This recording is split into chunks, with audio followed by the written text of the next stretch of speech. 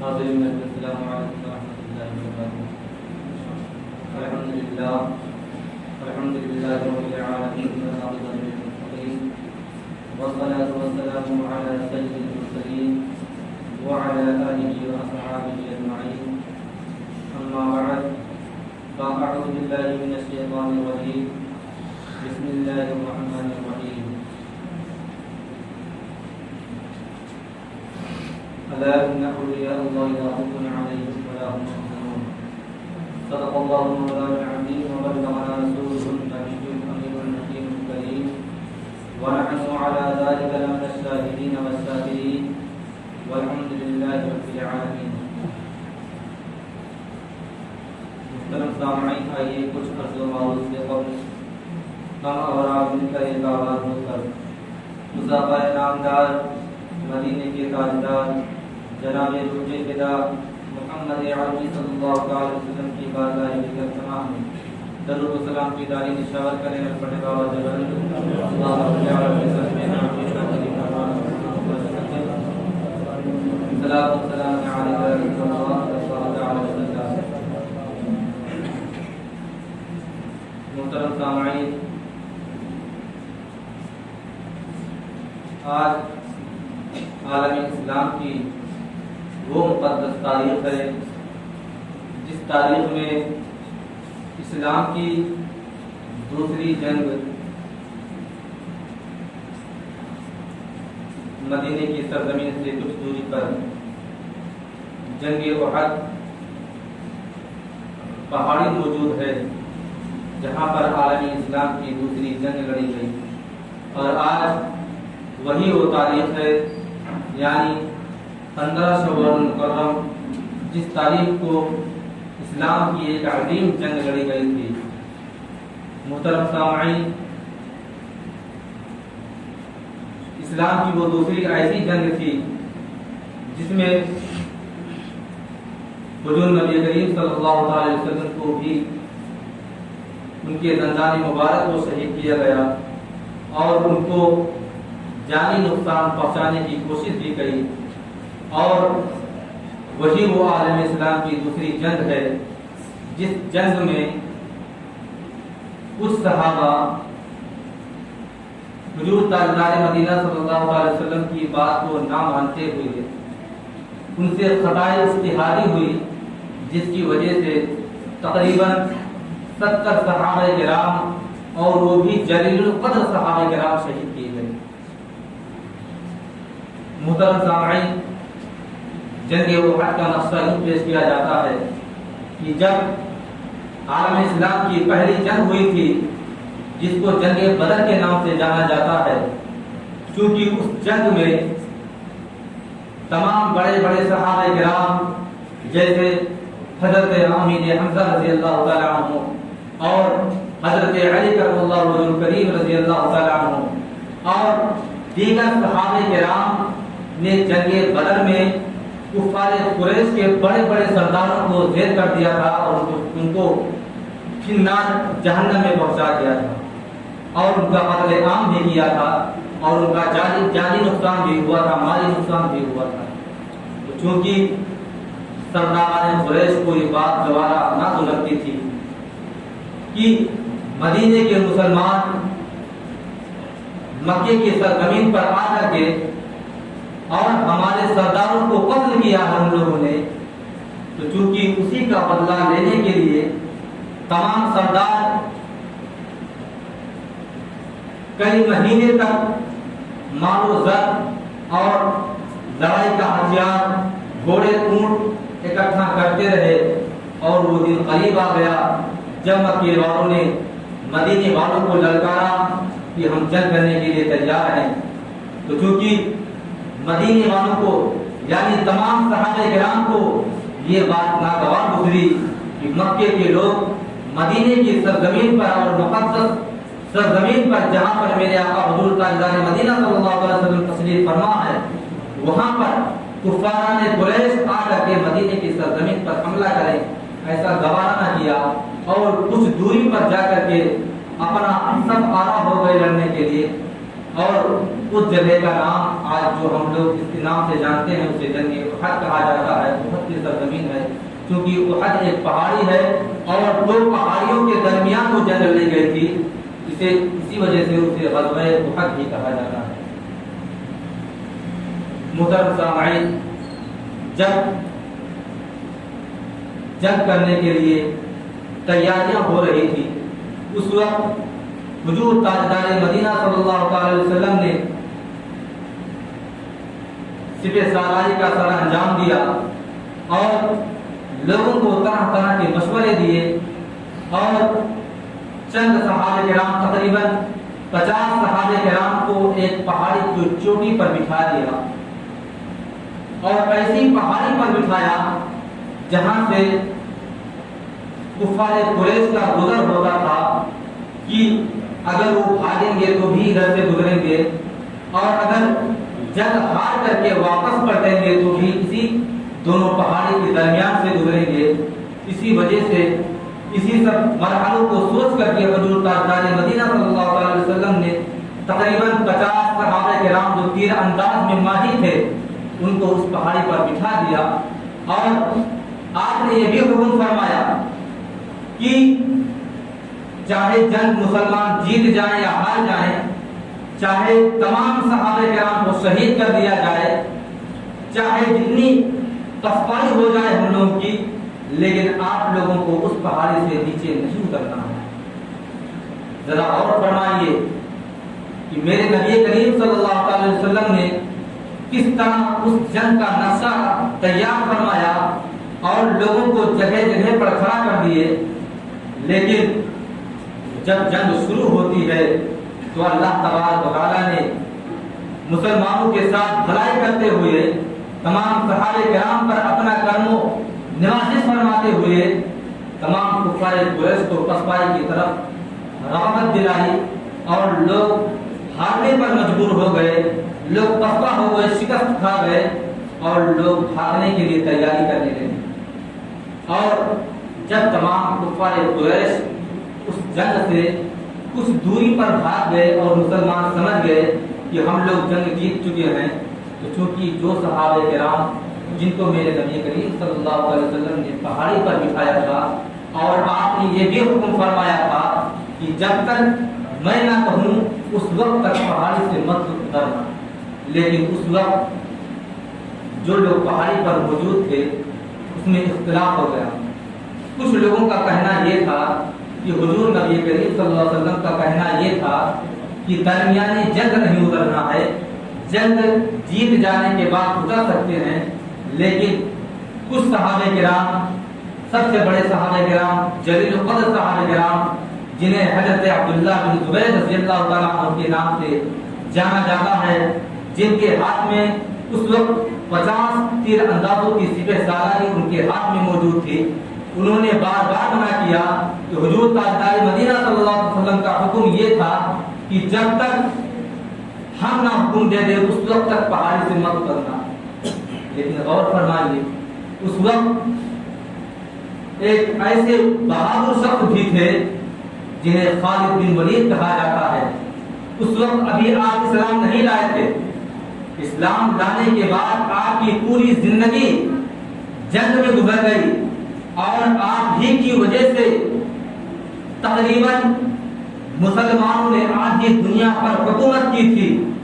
خالد بن ولید کا وہ کارنامہ تھا، ان کی بہادری تھی، ان کی شجاعت تھی کہ مسلمان تقریباً 22 مربع کلومیٹر پر حکومت کرتے تھے، جس کا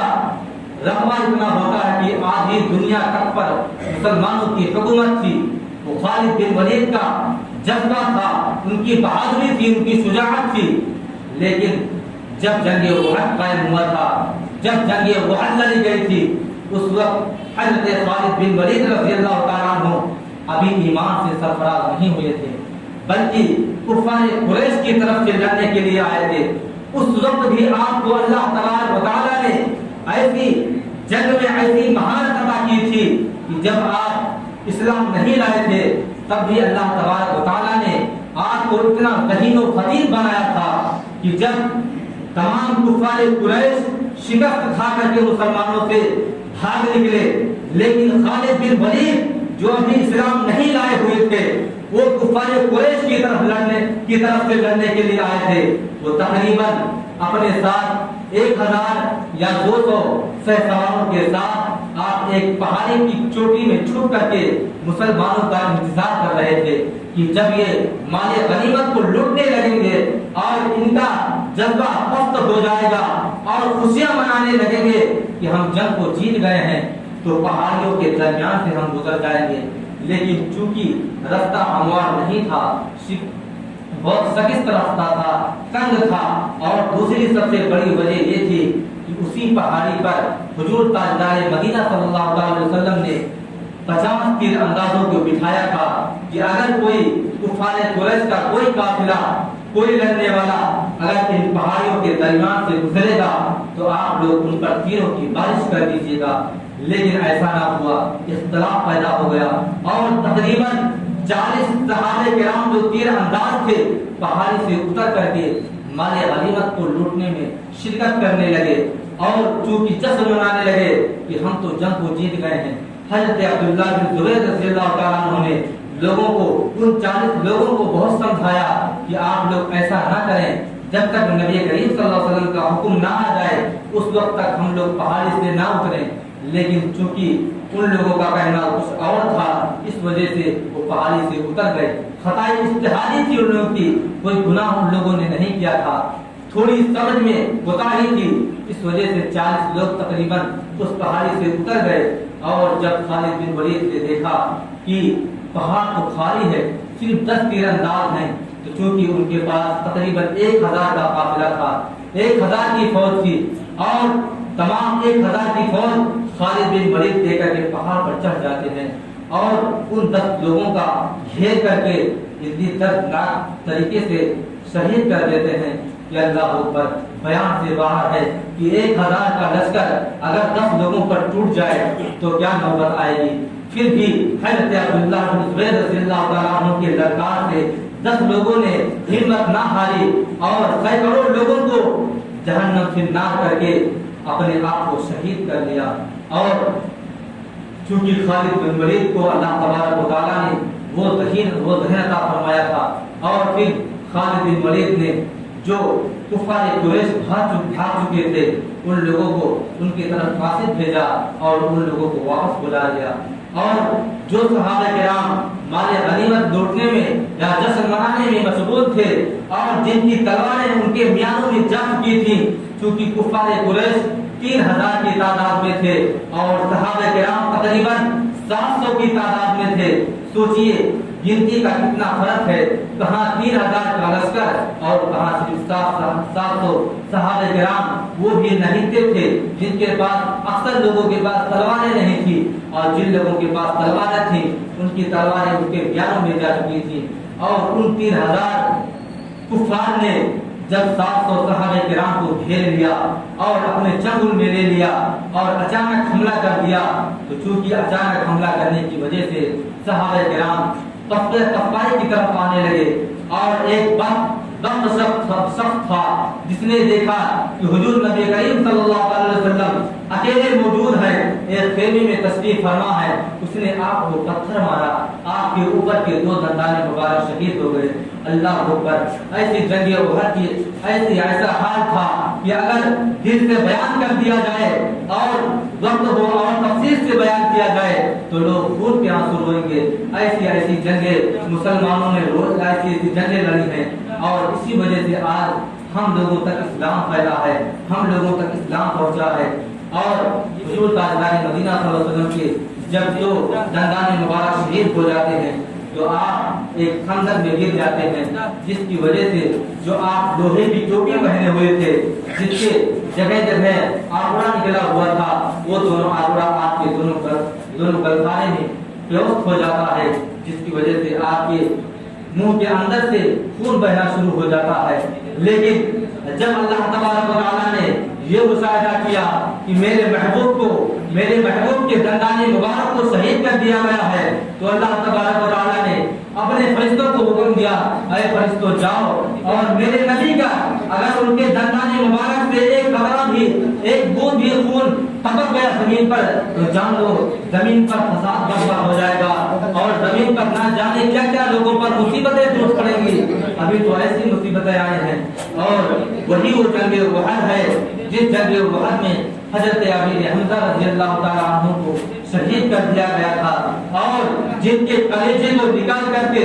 ایک ابو سفیان جو کفار قریش کا سردار تھا، اس کی بیوی ہندا نے قسم کھائی تھی، کیونکہ امیر حمزہ رضی اللہ تعالیٰ عنہ نے جنگ بدر میں اس کے ہندا کے بھائی کو بھی قتل کیا تھا، اس کے باپ کو بھی قتل کیا تھا، اور اس کے بیٹے کو بھی قتل کر دیا تھا۔ اسی وجہ سے وہ ان کی جانی دشمن ہو گئی تھی، اور ہندا نے عہد کر لیا تھا کہ میں جب تک امیر حمزہ کے کلیجے کو اپنے دانتوں سے نہیں چباؤں گی تب تک مجھے سکون نہیں آئے گا۔ اور ایسا ہی ہوا، جب حضرت امیر حمزہ رضی اللہ تعالیٰ عنہ کو شہید کر دیا گیا تو ہندا نے آپ کے کلیجے کو چاک کر کے آپ کے کلیجے کو چبایا، اور ان کے بدن کے ٹکڑے ٹکڑے کر دیے، یہاں تک کہ ان کی انگلیوں کا ہار بنا کر کے ان کے ایک ایک انگ کو، ان کے ایک ایک گوشت کو کاٹ کر کے ان کے جسم سے اس کا ہار بنایا، اس کی چوڑیاں پہنی تھی، ایسے ایسے۔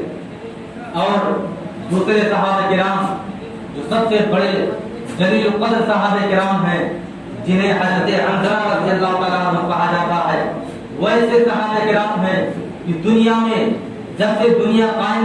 ہوئی ہے اس وقت سے لے کر کے آج تک کسی کو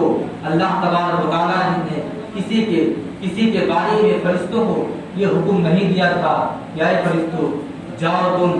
اور حضرت حنظلہ کو غسل دے دو، کیونکہ حضرت حنظلہ رضی اللہ تعالیٰ عنہ کی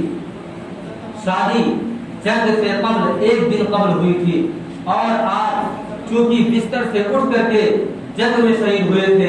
اور جنگ کی طرف آ گئے تھے اور غسل نہیں کیا تھا، آپ اپنی بیوی سے مل کر کے آئے تھے اور ابھی آپ نے غسل نہ کیا تھا، لیکن جب میدان جنگ ختم ہو جاتا ہے، جب لڑائیاں ختم ہو جاتی ہیں، اس وقت تقریباً 70 صحابہ کرام رضی اللہ تعالیٰ عنہ شہید کیے گئے تھے، صرف ایک غلطی کی وجہ سے کہ میرے نبی کریم صلی اللہ علیہ وسلم نے جو فرمایا تھا 50 صحابہ کرام کو جو پہاڑی پر بٹھایا تھا، مسلط کیا تھا، تیر اندازوں کو بٹھا دیا تھا اور حکم فرما دیا تھا کہ جب تک میں حکم نہ فرما دوں اس وقت تک پہاڑی سے نہ اترنا، وہی لوگ اگر پہاڑی سے نہ اترتے تو جنگ کی یہ نوبت نہ آتی اور جنگ کا یہ نقشہ نہ بدلتا کہ مسلمانوں کا جیتا ہوا جنگ اور دوبارہ ہار جائیں، جو دوبارہ شکست کھا جائیں۔ اور جب تک آپ یعنی جب تک حضور تمام صحابہ کرام جنگ کو جیت چکے تھے اس وقت کوئی بھی صحابہ کرام رضی اللہ تعالیٰ عنہ شہید نہیں ہوئے تھے، کوئی بھی صحابہ کرام جام شہادت نہیں کیے تھے، لیکن ایک غلطی کی وجہ سے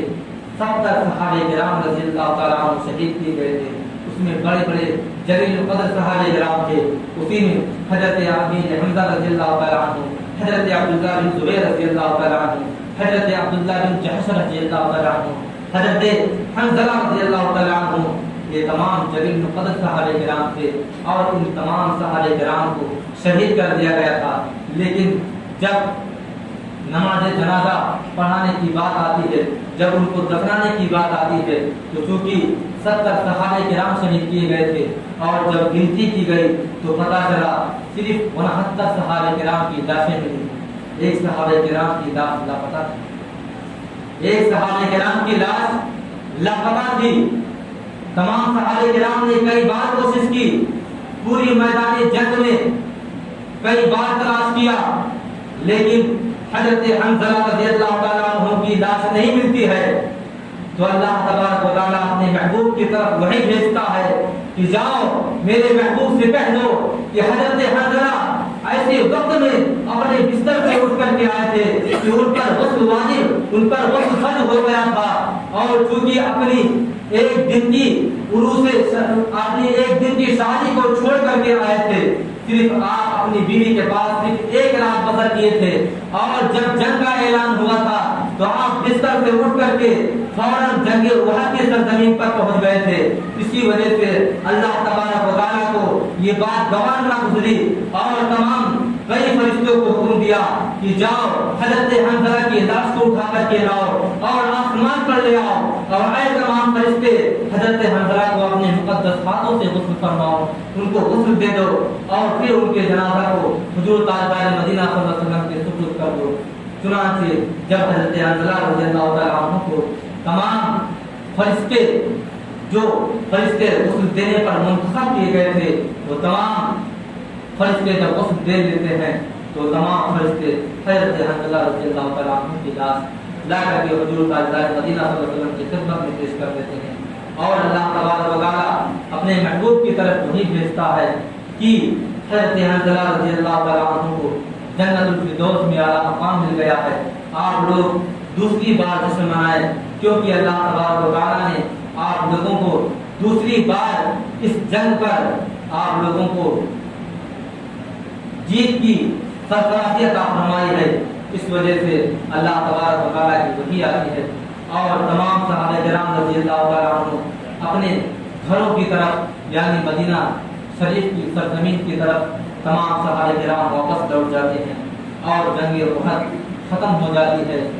اور کچھ دنوں کے بعد یعنی چند سالوں کے بعد وہ تمام کفار قریش جو حضور تاجدار مدینہ صلی اللہ علیہ وسلم کے جانی دشمن تھے، جو تمام صحابہ کرام کے جانی دشمن تھے، جیسے کہ سفیان، اکرمہ بن ابو جہل اور ہندا جس نے حضرت امیر حمزہ رضی اللہ تعالیٰ عنہ کے کلیجے کو چبایا تھا، کچھ سالوں کے بعد مشرف اسلام ہو جاتے ہیں، لیکن اس کے بعد بھی حضور تاجدار مدینہ صلی اللہ علیہ وسلم کو اتنا زیادہ غم رہتا تھا حضرت امیر حمزہ رضی اللہ تعالیٰ عنہ کی شہادت کا، کیونکہ وہ آپ کے چچا بھی تھے، اور جب آپ کا بچپنا تھا تو حضرت امیر حمزہ رضی اللہ تعالیٰ عنہ نے آپ کی بڑی پرورش کی تھی، آپ کی بڑی خدمت کی تھی، آپ ہر جگہ اور ہر وقت آپ کے ساتھ رہتے تھے۔ اسی وجہ سے حضور تاجدار مدینہ صلی اللہ علیہ وسلم حضرت امیر حمزہ یعنی اپنے چچا سے بڑی محبت فرماتے تھے، لیکن وہی ہندا جب اسلام قبول کر لیتی ہے پھر بھی حضور تاجدار مدینہ صلی اللہ علیہ وسلم کے سامنے جب کبھی بھی آتی تھی حضور تاجدار مدینہ صلی اللہ علیہ وسلم اپنے رخ انور کو پھیر لیتے تھے، کیونکہ لوگوں نے آپ سے دریافت کیا کہ آپ ایسا کیوں کرتے ہیں، تو حضور تاجدار مدینہ صلی اللہ علیہ وسلم نے ارشاد فرمایا کہ میرے چچا کے کلیجے کو ہندا نے چبایا تھا، اس کے بعد مجھے آج بھی اس کی تکلیف ہو رہی ہے، اس وجہ سے میرا چہرہ ہندا کی طرف خود بخود نہیں جاتا ہے اور دوسری طرف مڑ جاتا ہے۔ یہ تھا جنگ احد کا بیان، اور ایسی بہت سی جنگیں عالم اسلام میں ہوئی ہیں جو بیان کیا جائے تو انسان اور مسلمان خون کے آنسو روئے گا۔ اللہ تبارک و تعالیٰ کی بارگاہ میں دعا ہے کہ اللہ تبارک و تعالیٰ ان 70 شہداء کرام شہداء احد کے بدلے میں ہم تمام مسلمانوں کی مغفرت فرمائے اور بخشش عطا فرمائے، اور ہم تمام مسلمانوں کو نیک عمل کرنے کی توفیق اور رفیق عطا فرمائے۔ وآخر دعوانا الحمدللہ رب العالمین۔ السلام علیکم۔